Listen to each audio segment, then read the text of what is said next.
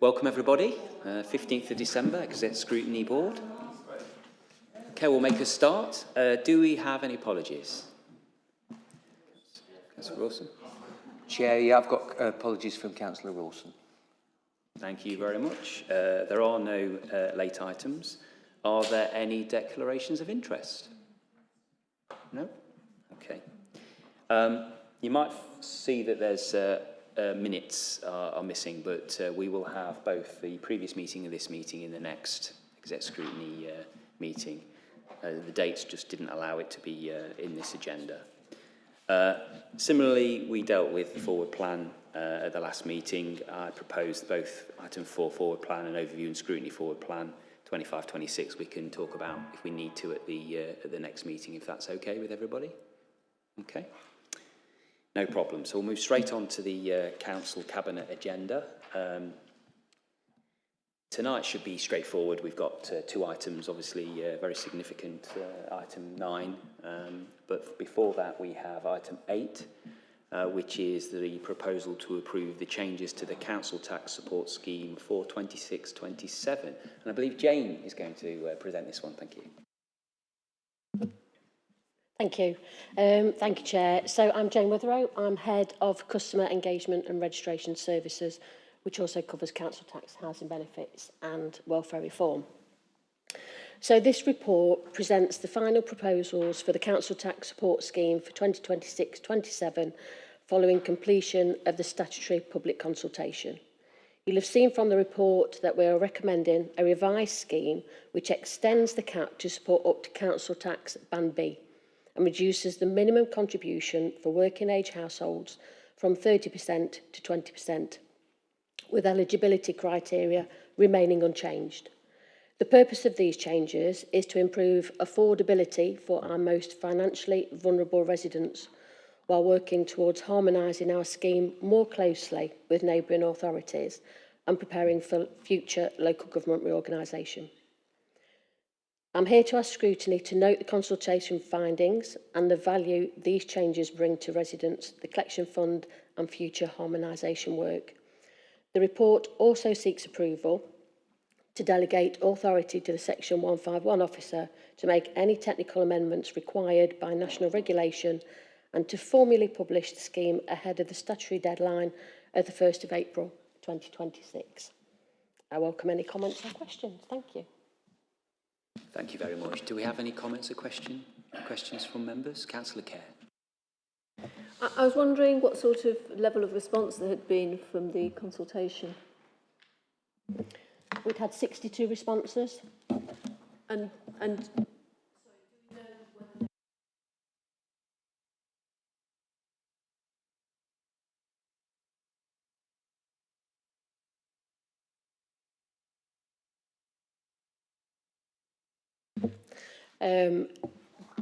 there was a mix of people who had applied previously. There were a mix of people who were aware of the scheme but not used it. We didn't ask about anyone who was advocating on behalf of a constituent. Chair, can I just question? say, yeah, that's helpful. I think, given the nature of the consultation, I think that's actually not a bad response. I did question, although, in terms of my understanding of this, on paragraph 7.3, it says, if collection improves by even 1%, this will generate approximately £1.4 million of additional income across the council tax base, supporting the sustainability of the scheme. Can you sort of expand that a bit and say what that actually, where that figure comes from and what it actually means, as it were?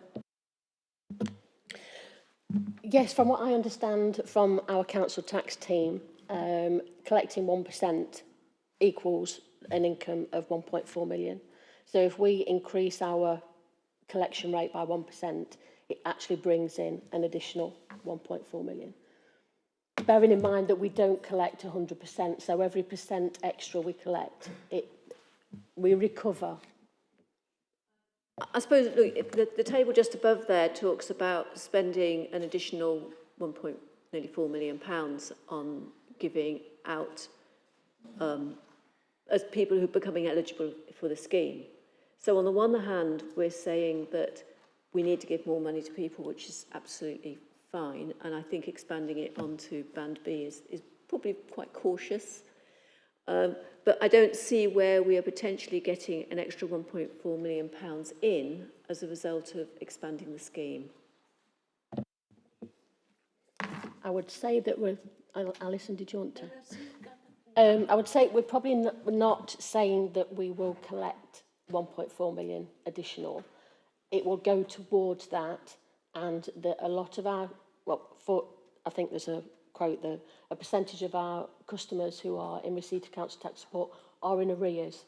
So it should help go towards clearing those arrears and pull people out of being in that constantly battle of owing money for their council tax. Can I just add to that as well? I think one of the considerations also is that we don't have a very our council tax current scheme isn't very generous when we look at comparisons, and what we've been cognizant of is the definitions and the differences between those residents who can't pay and those residents that won't pay, and there's a difference between that. So we spend an awful lot of processing time chasing those residents that are currently on council tax support through their current arrears, and actually there is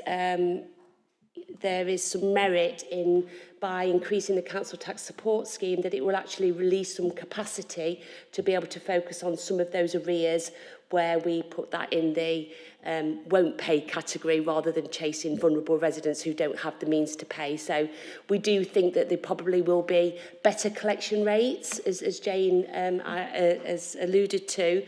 It's hard to quantify what that is, but you know, we only currently collect around about I think our collection rates was around 97%, so we've still got some way to go in getting it up to, you know, 98, 99%. So we think that there is an ability to refocus some of that processing time in some of those areas of arrears. Okay. Thank you for that. Okay. Just before I go to Councillor John Wright, it's an interesting point that you mentioned won't pay. So could we just have a brief overview of this is aimed at can't pay compared to won't pay? So I know it sounds obvious, but is it possible you just explain the difference in terms of how the council approach those two types of taxpayers, or non-taxpayers is the case? Yeah, sure. So the council tax team spend a lot of time on recovery, and at the moment that is shared between those that can't pay, those that won't pay. And we spend a lot of time chasing those that can't pay and piling on, so there'll be court fees added, the summonses, that, you know, the additional stress that comes with owing money, and it just spirals them into a situation where they owe more and more money and cannot pay. So if we can help those people that can't, the council tax resource within the team can then focus on those people that won't. There are processes that we can follow with those people, and we've got more of a chance of recovering that money rather than those that absolutely can't pay. Which is an obvious, fair approach, sensible approach. Councillor John Wright. Yeah, I've got a couple of questions. The first one, Councillor Kerr, around this figure, it looked like to me it was an administrative error. 140,000 is 1% of 14 million, which is the amount of money I've spent on this, or 1.4 million is 10% of 40. So I wondered whether it was a decimal point in the wrong place, because 1.4 million doesn't, unless you extrapolate it across the whole of the council tax base, which doesn't make sense to me when it's you're saying you're going to increase collection rate for those who are getting the benefit. So it's either I haven't been a mistake, or it's not explained very well, because I had exactly the same issue. The other thing to me, I understand the reasons why we're doing it and support that. What strikes me as strange is why it's taken us since, I think it was 2014, to review it. Why now? Now, I can understand that we want to harmonise our with other, South Derbyshire, Erewash, potentially Amber Valley, that if we do actually merge, then this is a move, a bit less hassle in the longer term. But I would have thought there were more harmonisation. Seems to me, we really should be focusing on what's best for the residents of Derby rather than harmonisation. And I know it's the next paper, but in the next paper, it actually says that this is considered as a more favourable targeted concession against the option of not increasing council tax universally, including those on higher bands. Now, again, I can understand the rationale behind that, but it would be nice to be able to see, because we're proposing 5% increase across council tax, and a subsidy those on lower bands, but they're still going to get an increase as well. It would be useful to be able to see what that means when you net out the increase in overall council tax rates vis-a-vis the subsidy and the difference between people who are going to get the full impact, etc. Because that will be one of the issues that's raised. And I also didn't see it in the list of pressures in the budget as well, which surprised me, because this report says it's going to be identified as a pressure for the main budget. So they were my questions. Jane or Alison? Shall I pick up the first ones then? So just to clarify, the 1% is across the whole council tax base, not just the CTS element. So that's probably, so it's not an error, that is across the whole council tax base, assuming that we can increase collection rates by 1% across the whole base. In terms of why it's not seen as a pressure in the budget report, it's because the council tax scheme, the council tax support scheme affects the funding side, it affects the council tax base, and then the funding side that comes from the council tax. It's not a pressure as in the list of traditional list of pressures and savings. It's part of the calculation of the funding that comes into the model. That's why it doesn't appear in the budget report as a pressure line. Jane, did you want to comment on the other elements? Yeah, so around the timings, I am quite new to post. I understand that 2020, 2021, there was an additional funding added to the council tax support scheme, I think to support through COVID. So there's been one-off changes, but the actual scheme has not changed. Part of me coming into post and reporting into Alison for some elements of the role is to improve the collection rates and looking at how can we improve the collection rates but also support our most vulnerable residents. So it's been one of my objectives in the role to review the scheme and look at what we can do, which is why the timing is now. Yeah, I understand the question. For me, it's the issue, how do you get that you anticipate you're going to save potentially up to 1% over the overall collection rate? I mean, are you based it on what other local authorities have done, or going back to 2013 when the last change was made?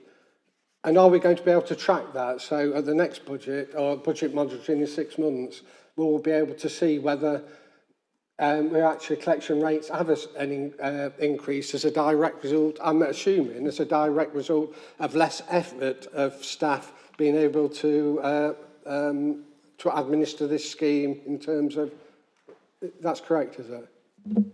Yeah, we'll be monitoring, we monitor the collection rates anyway, month on month. Sorry, repeat the first bit of the question for me. It was how you come to estimate at 1% of the total council tax budget, and whether you've got any, whether that was speculative or whether you've got good practice from elsewhere to go on. Yeah, when we were writing the report, Beverly, the author, contacted several local authorities, and it's based on their experience when they've made their changes. And it's the balance of affordability and protecting the most vulnerable. Just to clarify, though, the change in the scheme isn't predicated on the fact that collection rates will increase. That's not the reason for doing it. We just know that it will release a potential to increase that collection rates, because it is a priority of, as Jane said, of the department to increase collection rates.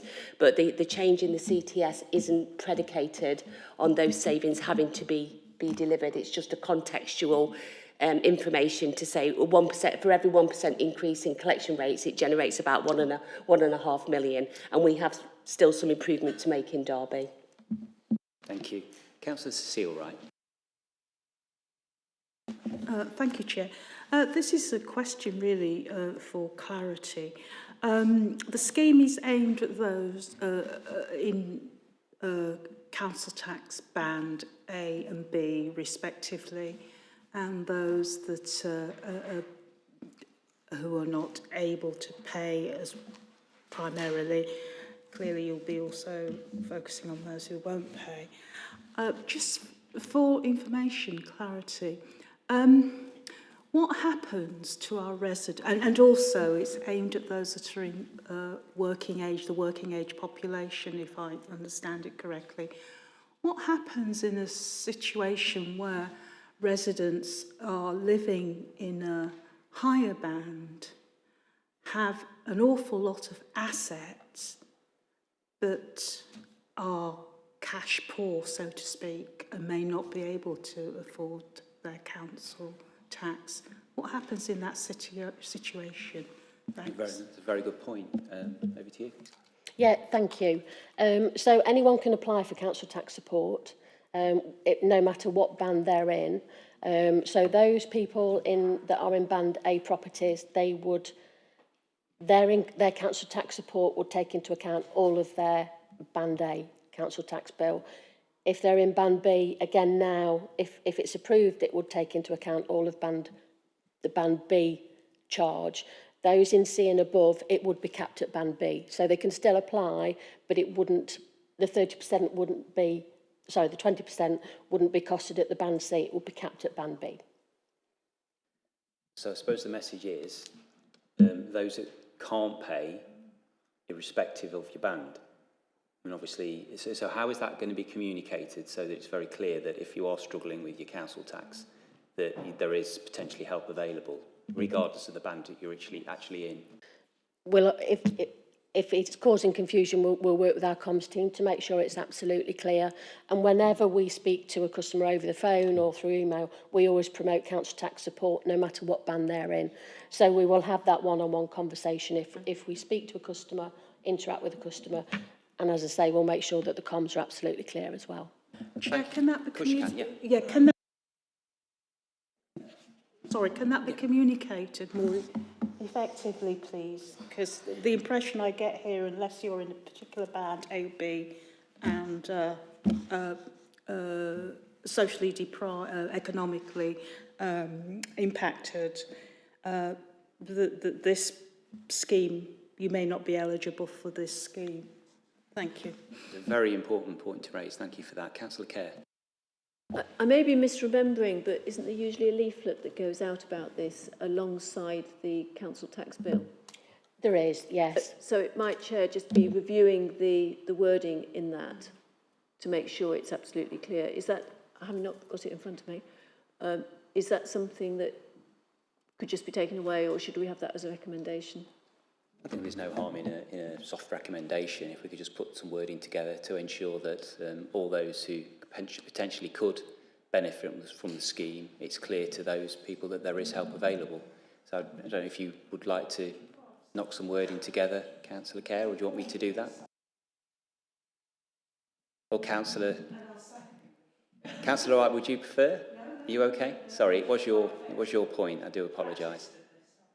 Okay. So a seconder, Councillor Wright. Thank you.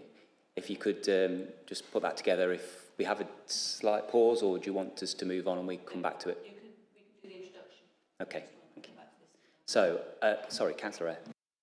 Thank you, Chair. It's just a quick one, really. I think we sort of alluded on it earlier, but I'm trying to find where exactly in the report it is, so forgive me if it's in there and I've missed it. But we mentioned, obviously, we've got LGR upcoming. Does the amendments to the scheme, does this now bring us exactly in line with South Derbyshire, Erewash and Amber Valley, or are they all a little bit different? No, not exactly at the moment. It's bringing us more in line with it, but we're not there yet. Many of the districts are at a 0% contribution, So it's going to take a bit of working through to match it up. But we're aiming to meet in the middle, maybe. Am I right in thinking that there's, if LGR goes ahead as planned in 2028, there's a period of alignment, so it won't just be essential that the councils, just or the new council align, there will be a period of transition. Is that the correct? So just to clarify. Yeah, absolutely. I mean, it's seven years for council tax harmonisation, and I've got a feeling it's 5 for council tax support scheme. We won't, we don't know what it'd be for the new authority to decide what it wants to do, but I would doubt very much whether an upper tier council like Derby City or the new authority would ever get to the CTS schemes that the districts have, because they aren't exposed to some of the big funding pressures that upper tier councils are, such as social care. So that's why you currently see quite a big disparity between the schemes of upper tier and district councils. Thank you. Are there any other questions, queries or points anyone wants to make? Councillor Kerr, have you got a recommendation for us? I have written some words now, Chair, and do correct them if it's not technically correct. We ask that Cabinet ensure that the information about the council tax support scheme provided alongside council tax bills makes clear that all council tax payers can apply for the scheme, although the payments are calculated against a maximum of a Band B charge. Are we all okay with that one? All those in favour? Thank you. Could you send that through then, please? Thank you. Thank you very much for that. Much appreciated.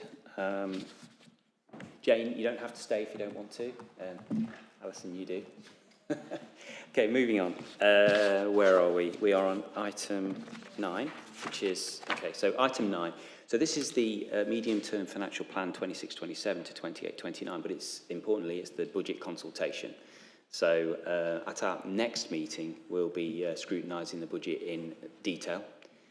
So tonight is specifically an opportunity to acknowledge the consultation or the recommendation for Cabinet to approve the start of the consultation with citizens and stakeholders. So it's our opportunity really in that context to raise any questions or queries or have any comments in relation to that recommendation, rather than obviously preempt what will be a very detailed scrutiny session in due course in January. So, sorry, 12th of January, yes, date in the diary. Okay, so over to you, if you don't mind to introduce this one. Yes, thank you, Chair. So this is the medium-term financial plan for 26-27 to 28-29, the final 2 years indicative. We plan to commence consultation after Cabinet have considered this report on Wednesday, so on the 18th of December, and that consultation will run until the 16th of January. As the Chair has announced, there will be a full detailed budget scrutiny on the 12th of January that will allow you to scrutinise the proposals of the budget. I suppose the other important thing to stress within this report also is that this report has been written without the notification of the local government finance settlement, which is expected this week. We expect it to probably be Wednesday, so that this report has been written without that settlement. So there are some. We anticipate that there will be some differences within that final settlement to the prudent approach that's been taken within this report. This report has taken a prudent approach because what we didn't want to do was be in the situation where the outcomes of the fair funding reforms did not come to a value that was assumed in the budget report, and then we were facing have to react to that at such late notice. So within the budget report as well, which we are consulting on, there is an additional element that isn't the norm, and that talks about an investment strategy, and that will be part of the consultation. If the fair funding reform does transpire as the consultation in the summer alluded to, then there could be some additional investment for Derby City Council. If the February budget report after the consultation does change quite significantly from this report, we will hold another scrutiny session as well in February, which we don't normally do because the changes are usually quite minor. But if there are some significant changes, then we will hold an additional scrutiny for you to be able to review then that February budget report. So just for clarity, that's the process that we're following this year. Thank you, Chair. Thank you. So in that context, do you have any questions, queries? Councillor John Wright. Yeah, first of all, I think that offers really welcome of the briefing session, and I did have a lot of other questions which Tony provided me some comprehensive responses, so I'm grateful for that. However, I've got some fundamental issues with this consultation process. The first one relates to the date. We anticipate we're getting the government's funding strategy on Thursday, which is day one of the consultation process. It strikes me as being quite reasonable to say, why don't we delay the consultation by a few days so that we can actually include the final funding settlements to enable proper consultation to the public, so that they're aware of what what the government constraints or opportunities may arise. So that's the first issue. And also, we're getting the briefing on the 12th of January, I think you said, Alison, and the consultation doesn't finish till the 16th, so we're not going to get the results of the consultation for that brief, so we're not going to know what members of the community think anyway by that stage. So that's the first issue that we've got. And I do note your point about the this isn't an opportunity to examine the budget, but recommendation 1 does say consider savings, and I couldn't understand why that was included. I've got comments on the savings, but I'll save those until later. My second issue, though, is that if we do get a generous increase in funding through the fair funding formula, which reading between the lines, we may be anticipating, because we're asking the public to consult on their views. And it takes me to that next issue, is in terms of the things that we're going to be asking the public to comment on, which I think is at 4.48, there's a table there, which, although I haven't seen the consultation, so I don't know, so I'm just speculating on based on what's been put in this report. So we're asking the public what are their priorities for any additional funding, and putting on my resident's hat on this, you're going to ask me the priorities for investment. There's a lot of those that, for example, tackle homeless and rough sleepers. That's a priority for us anyway. So we're going to do it anyway. There's another one on ensure our regulatory services are effective and responsive. Now, I would challenge any member of the public to know what Derby's, unless you actually go and do a lot of research to understand what our regulatory services were. My point is, a lot of this it's motherhood and apple pie. It's what the council does. A lot of it we're going to do anyway, no matter what investment we got. And the key issue for me is, how are we going to tell we're going to be successful? All of these things are things we will be doing anyway, and unless we're going to invest really significant amounts of money into any of these priorities, you're never going to be able to recognise whether it's made any difference whatsoever. Now, by way of contrast, we've got the new Chief of Staff, the Armed Services, the new Head of MI6 talking tonight about the threat this country faces from Russia in particular, but arms threats globally. The government's considering whether we ought to have a new civic protection, that was in the Cold War. It's going to ask councils to play their part in that.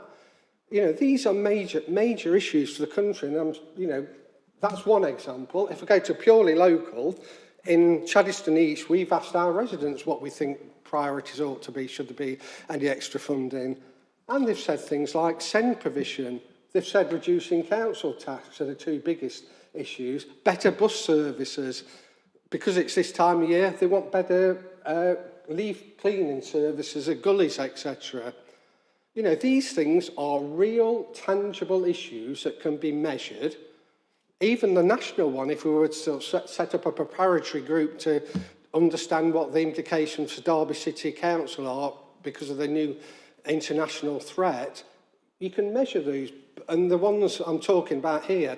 So I've got a real issue with things like this going out for, and the other thing is, I understand this was done internally and it was exposed to Cabinet. I don't know whether any councillors were involved in this. I'm sure that every ward would have been more than willing to put in their views. But my biggest issue with this is, it's meaningless really, because all of these things, you could say, yeah, okay, the public want to do, they put homelessness as the number one priority, but we're going to be doing it anyway. So I would certainly, my view is we ought to go back to square one in relation to that, and if we're going to put priorities in, I think there ought to be priorities that the council agrees that ought to be priorities moving forward, and B, they're actually measurable. Thank you. Okay. Right, so fair points. First question or questions were on the reasoning behind specific consultation dates. So could tackle that one first, please? Absolutely. So it's not ideal to have a budget report without the funding settlement, but we are where we are and we have a statutory deadline to be able to set the budget. So if we get the funding announcement on Thursday of this week, it will take us a number of days to process that. It would take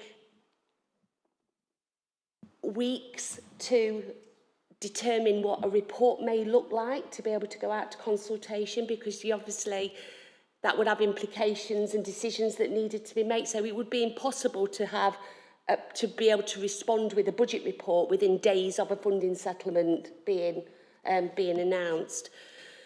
That is why we have said that we'll go through a consultation process over the course, running over to January, and that will give councillors, residents, our partners, the opportunity to talk about some of those things around investment that you've spoken about, Councillor Wright, that your residents have come forward to. That is the process to be able to capture that from all of those, and they will then feature in that February report.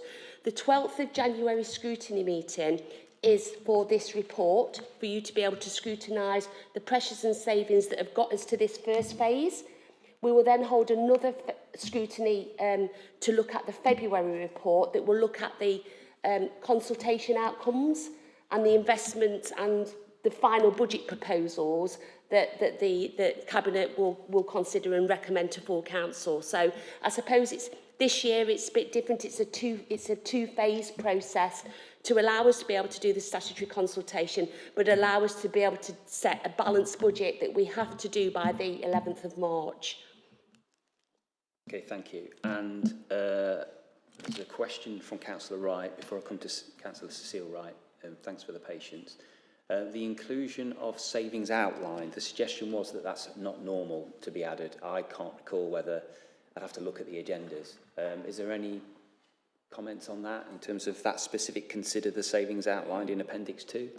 Yes, so we have got over £7 million worth of savings proposed in this report that are out to consultation, and as is normal process, and we'll be asking, so the consultation is not just about any investment priorities, it's also around the pressures and savings that are contained within this report as well. So that's part of the consultation that we're carrying out, and that's normal practice at this time.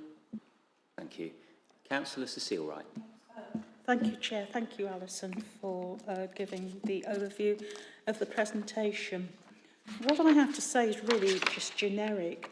I mean, I welcome the fact that whatever the settlement will be, I welcome the fact that we are reminded that authorities, councils have a responsibility to do what it can to tackle inequality and deprivation. And hopefully whatever settlement we get will ensure that the resources are there, the funding is there to actually tackle that aspiration. If I can focus specifically on 4.32, which basically give a clear illustration here of what it is we're talking about when we're talking about the whole issue of inequality, what it's meant and how that might be featured in any settlement. It talks about the multiple deprivation, and it talks about their more generically a number of authorities where there are a situation of deprivation that needs urgent attention to tackle that situation. It also clearly gives more information, granular information about Derby, that Derby is in the top 20% in the UK in terms of areas of deprivation. And then it goes further and focuses on specific wards in the city that sadly and shamefully are part of the top 10% of most deprived localities in the country. And I happen to represent one of those wards, Arboretum. Arboretum, along with Normanton, Symphony and Osmaston, are areas within our cities that have been deprived systemically of investment. So I'm hoping that the settlement will be generous, and with that generous settlement, what's the assurance that the investment will be made in those particular wards to tackle the structural and systemic deprivation that they've experienced over decades? Thank you. Some of those decisions are probably inherent within the council's decision-making processes anyway, but obviously the executive are free to make certain decisions as to where funding should go. But have you got a comment on that particular aspect? Yeah, obviously the consultation period is open for us to make those sort of comments, but ultimately, you know, the budget is a political budget that is ratified by full council, so the decisions are political as to where those investment goes. But you know, obviously, if the funding reform is more generous to the city, then those sort of things can absolutely be considered as part of that political mandate. Thank you. Councillor Eyre. Thank you, Chair. It's just a brief point, really. Councillor Wright covered a number of the other points I would have had, and most of my comments were reserved for the January and February meetings anyway. It's just around, before this goes out to the public, obviously we want to make sure documents like this are as easily understood by lay people as possible, and it's really good to see that quite a lot of these, where the abbreviations are used, we've then got the explanations for it. Can we just have a bit of a check through again, just to make sure that each abbreviation does have what it stands for within there? I think we've done really good when I've seen things like, you know, retail, hospitality and leisure, brackets RHL properties. In a lot of places we've done it. And then I got to one of the pressures that says people's services CYP, increased capacity to manage inspection demands, brackets send, I like reversal on non-permanent costs. We, I hope, will know what that means. I certainly do from sitting on the Children and Young People's Board, but I don't think anywhere it explains what CYP would stand for, never mind what SEND ILAC stands for. I think if we can just go through again, just to make sure each abbreviation has got what it actually means there, just to ensure that understanding for all lay people who aren't anywhere near as involved in this as we are, but are just as interested, I think that would be a benefit for everybody. That's an excellent point. Can you take that on board? Thank you. Councillor Kerr. Oh, we're still on. Yeah, thank you for this. And my comments are mostly to do with the consultation, which is not directly here, so it's a bit guesswork as to how much the consultation is going to reflect what we've got in front of us and how much it's going to have been written for a more general readership.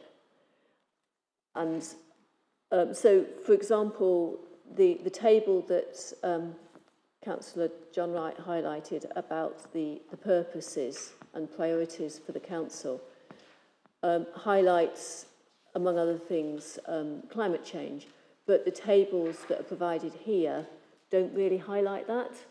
So if we're going to pull out where we're going to be doing some capital expenditure, it doesn't align with the priorities. And I think that if there was clearer alignment, it would make it more easier to see the link between the two areas. Climate change was the one that particularly jumped out to me there. I feel, as somebody raised already this evening, about council tax equalisation as part of local government reorganisation, and I feel that it would be useful to highlight that and explain that as part of this paper. It isn't obvious to people that as the lowest taxed council in the southern half of the county, other people, we're going to be probably lifted up to other people's council tax levels. And that equalisation takes place over, I think, 7 years. And I just think to allude to that and maybe provide a link to where there is more information on that would be helpful. Because personally, I would prefer to be having a gentle increase in council tax, although it's going to have to be there now, rather than having bigger council tax increases later on, which might be a requirement if we are equalising over 7 years. And I haven't seen figures for this, so I might be wrong. But I think there's quite a disparity at the moment. And there's a maximum amount of equalisation per annum, which if we've not done the calculation for that, then I think we need to be making sure we've number crunched for that one as well. Sorry, Councillor Kerr, can I just clarify something? So are you talking about local government reorganisation, equalisation with regards to a potential new authority? Would that not be premature at this stage, though? Because whilst we expect it to happen in 2028, we don't know for sure. And so how can that be included in this particular budget? I think that local government reorganisation is something that has been talked about a lot. People have been consulted on that already. There is an expectation that it goes ahead. And the wording around it can say not that this is going to happen, but the government is moving in this direction, and if it does happen, this is the implication. Okay. I mean, I would probably suggest that you take that on board, if possible. I mean, it's horizon scanning to a degree, isn't it? But the task of agreeing a medium-term financial plan for 26, 27, 28, 29, I'm not totally sure where council tax equalisation comes into that specifically, when we don't actually know even what government are going to decide in terms of the new unitary authority in 2028. Well, I mean, I take your point, but I'm just not quite sure how it's relevant to this specific budget consultation. Well, 28, 29 would be under a new authority, and it would be a different set of council tax bands, but we already will be moving at that point towards equalisation. And I just think it's something people ought to be, I'm not saying it must be there, I'm not going to propose a recommendation for it, I'm saying that can we have a conversation about it? Or can officers have a conversation about it? I was pleased to see that the street lighting LED was here, but it's, and it, I forgot what I was going to say about it, I've got a note somewhere here.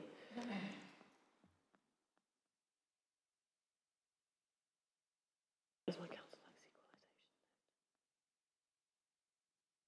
equalisation? Oh, there's a street lighting utility cost listed under place of about £150,000, and this is directly related. Is this related to a price reduction in electricity, or is it due to the introduction of the LED lights? I just think the wording there could make that clear, because it's been alluded to already. I think it's a utility costs It's the price reduction. Utility costs went up in previous years, of which we put a significant amount in the budget, and they've now started to plateau a little. It's coming back down again. Yeah. In Appendix 3, Chair, there's a number of headings which talks about reversal of non-permanent costs. Reversal of non-permanent costs. And I don't think that the phrase reversal of non-permanent costs is clear to me. So it's not a matter of the... You agree it's not clear? It's not an abbreviation that is challenging. It's a phrasing that doesn't become clear. So if this table and these appendices are going to be published, again, is that something that we can make more understandable? So I think, Councillor Kerr, that really springs from Councillor Ayre's comments, doesn't it, to try and just do a scan of the document. Whilst some of it has to inherently be fairly technical speak, if there is an opportunity to be more plain English to allow engagement with the wider public, we should do that. But obviously, I know that there's limitations for that, but it's a fair point. A little bit further down that table, we get an item under People Services, which is additional prevention funding received for children's social care pressures. And it's a cost. But that heading sounds as though we've received extra money, but I think it's the loss of additional money if we're wanting to continue those services. No, it's extra money that's been received, and that's the pressure that's in there for the service to spend the money that we've had in. It looks like a pressure. Service.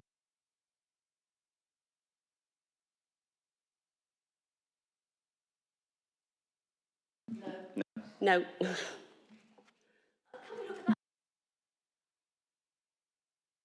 So I think, Councillor Kerr, is it possible to maybe send over any clarifications you may have to make it more easily understandable, so that...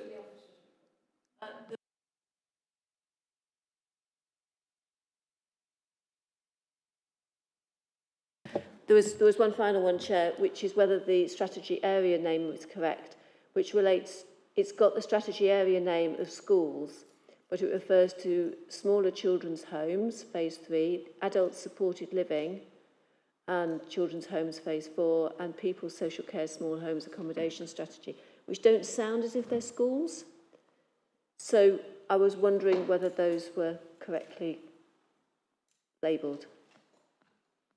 It's because the children's services is all on the school's programme, capital programme. It's just the name of the programme, but the name of the scheme's correct. Okay. Thank you. Councillor John Wright, did you indicate? Yeah, it's just a request. Is there any reason why in future we couldn't see the consultation before it went out?